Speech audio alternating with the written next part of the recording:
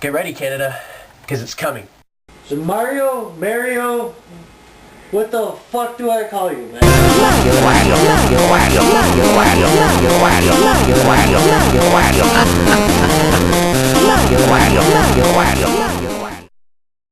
That's right, legalization of drugs. It's not because the government announced it. It's not because the government has announced some sort of plan to do it. And the government doesn't even show any action like they're going to do it. But the reason I say, here it comes, Canada, is because it's what the people want. Now, as I see it every single day, I watch cops arrest gang members, I watch cops arrest drug users, and I watch cops abuse their power here in Windsor, Ontario. Anywhere from giving a guy a shot while he's already on the ground, punching him in the chest when he's already being compliant, or throwing him to the ground when he's got his hands up.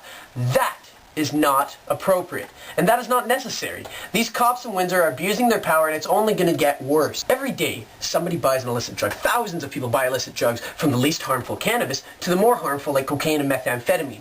Now, these people are now labeled criminals. Criminals for using a drug. Even though Canadian government and law enforcement agencies constantly label this a health issue. Well, if it's a health issue, treat it like a health issue. Don't treat it like a criminal issue, because if you're calling it a health issue, then you're saying that these people are sick, and thus admitting to throwing sick, harmless people in jail with rapists and murderers, where they are going to spend years in jail, whereas the rapist and murderer often spends 10 to 12 fucking months. Think about that. I can no longer be silent about this travesty. The government should be helping these sick people if it is a health issue, like they so call it. These people do not do drugs to cause harm on anybody else. This is not a malicious thing, doing these drugs. These people are doing these drugs out of a mental necessity to explore and experience more, and through this are being caught up in a web of lies and addiction. Lies and addiction that I hold the government itself responsible for, because if they continue to say it's a health issue and not treat it like one, these people are going to get sicker and sicker, and more of them are going to die from overdose because they're not being educated properly on how to use these illicit recreational substances. We are currently in a war in Afghanistan, a war we have no business being a part of, because terrorists are making money profiting from opium sales. Opium from poppies that are grown in Afghanistan. Now, our troops and our forces in NATO is in Afghanistan telling these farmers to stop growing poppies, a plant that is more than profitable on the black market. Here's the thing. If the Afghan government and world governments decided maybe we should legalize all illicit drugs and bring in some tax revenue from it, I guarantee Afghanistan would be a richer country. Okay? All of Africa. Africa is the richest continent with the poorest people. Alright?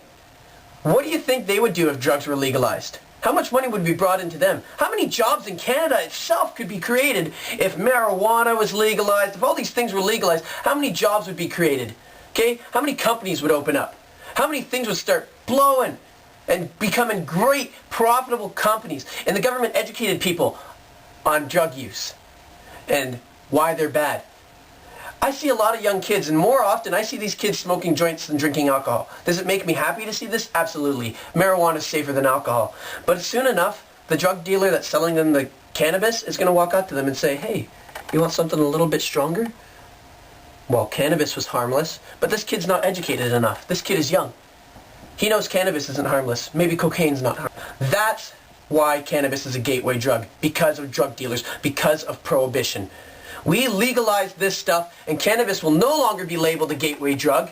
More jobs will be created. These drugs are not going to be dumbed down pieces of shit that are harmful to people. They're going to be pure, they're going to be reformed, and they're going to be better.